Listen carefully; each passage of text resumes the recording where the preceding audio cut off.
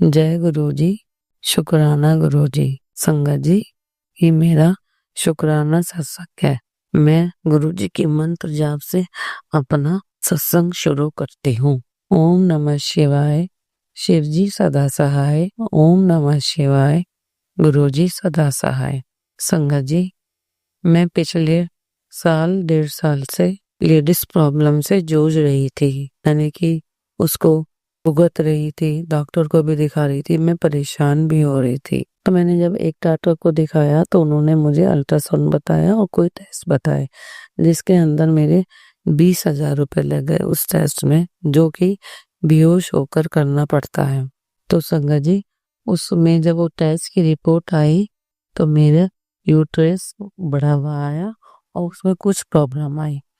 तो डॉक्टर कहने लगी ये ऐसे सही नहीं होगा, आपको इसको रिमूव कराना पड़ेगा।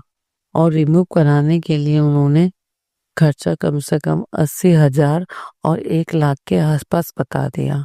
संगत जी, मेरे तो वहाँ उसका खर्चा सुन के ही होश उड़ गए, क्योंकि मैं जिस मिडिल क्लास से बिलोंग करती हूँ, मेरे पास इतना नहीं है कि मैं अपने 80,000 या 1 लाख एकदम से निकाल सकूं।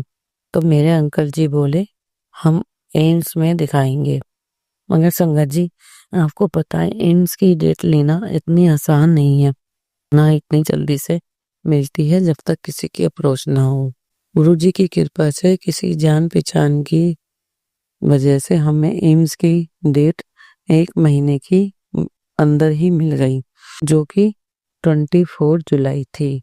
तो मैं मन ही मन कह रही थी कि अगर 25 होती तो कितना अच्छा होता, क्योंकि 2 + 5 = 7 होता है। तो मैं कहा चलो जैसे गुरुजी की अच्छा। तो इतने में गुरुजी की बड़ी बेटी का फोन आता है, मम्मा हमारी 24 नहीं 25 जुलाई हो। मैं इतना खुश हुई, मैंने कहा शुक्राना गुरुजी कि जब ये डेट मिली तो मैं तो तभी समझ गई कि ऐसा कुछ नहीं होना।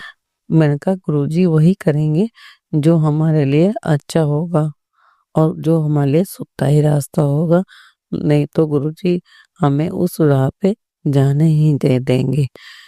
संगत जी, अब मुझे 25 जुलाई को जब मैं और मेरी बड़ी बेटी ने, गुरुजी की बड़ी बेटी, हम जब एम्स पहुंचे ने जैसे तैसे वहाँ पहले कार्ड बनवाया और फिर हम डॉक्टर के पास वेटिंग एरिया में बैठे, जिसमें हमें सुबह हम 6:30 बजे से निकले हमें आते आते आते 3 साढ़े 3 बज गए।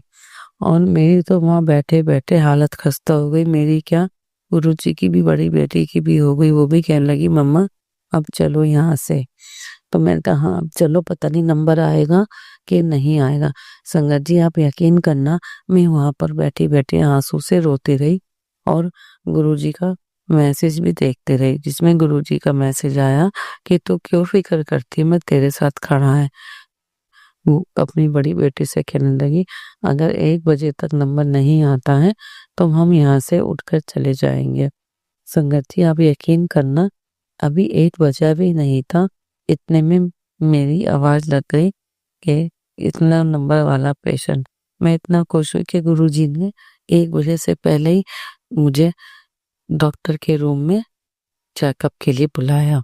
संगत जी, डॉक्टर ने वहां पर मेरा सब चेकअप करा, सब मुझे बताया और मुझे 2-3 टेस्ट करके आने को बोला। तो मैंने कहा ठीक है।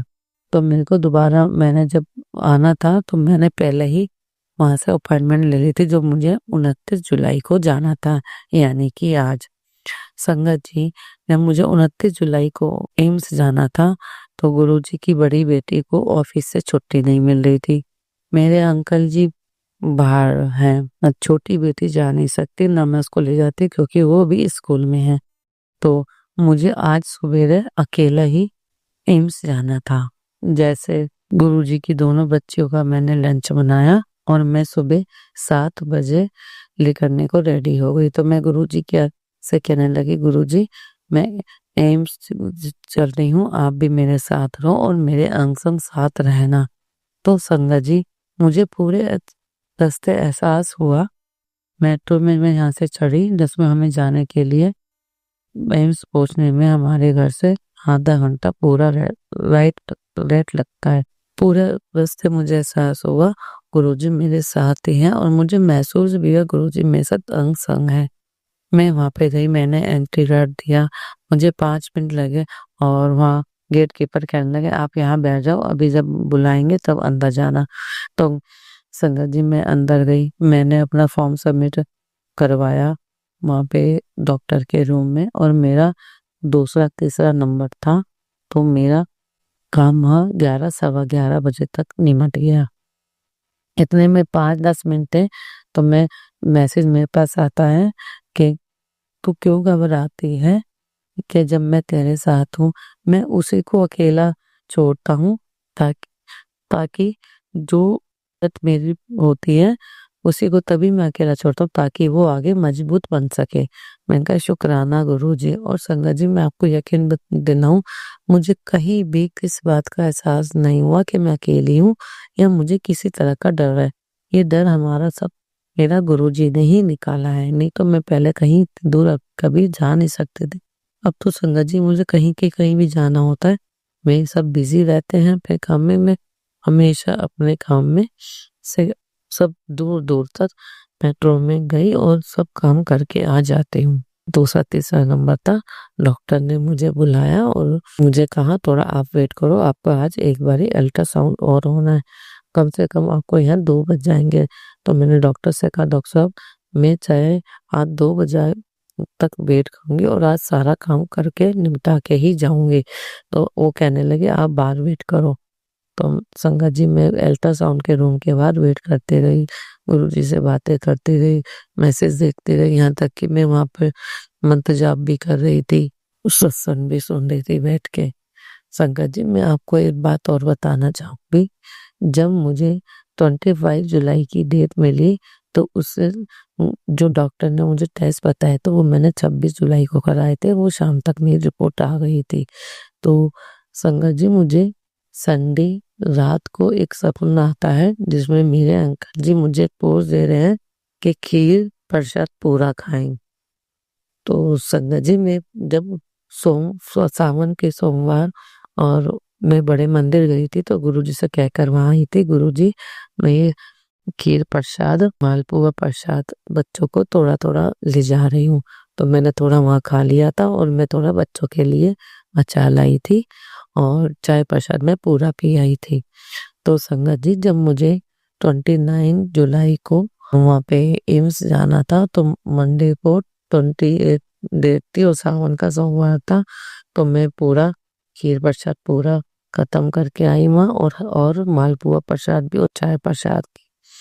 तो संगत जी जब मेरा अल्ट्रासाउंड के लिए डॉक्टर ने मुझे बिठाया था, जब 2 बजे उन्होंने कहा था तो मेरा 1 बजे से पहले ही नंबर आ गया। मैंने कहा शुक्राना गुरु जी।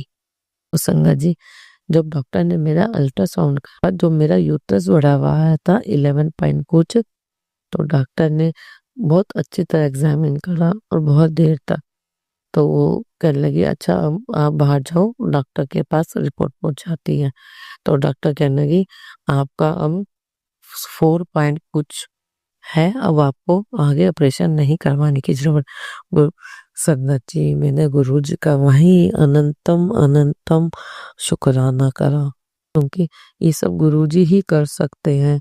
और संगत जी मैं जब भी रोज गुरु जी को टीका लगाती हूँ और वो टीका लगा के वो उंगली अपने माथे पे लगाती हूँ और वहीं पेट पे लगाती हूँ, क्योंकि मैंने एक सत्संग में सुना था जब हमें कहीं दर्द होता है, कोई पीड़ा होती है तो गुरुजी का वहाँ चंदन प्रसाद जरूर लगाना चाहिए।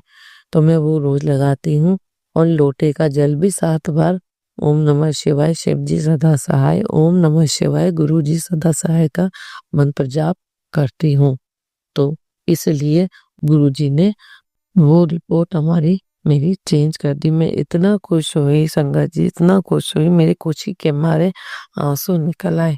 हमारे गुरु जी तो है ही जानो जानी, सब जानते हैं कि अपनी बेटी का कैसे ध्यान रखना है, कहाँ पे ध्यान रखा। संगत जी मैं इतनी दूर गई और मैं जल्दी से ही अपने घर डे मैं पहुंच गई थी 1:30 तक, क्योंकि मुझे बीच में गैस का भी काम करना था।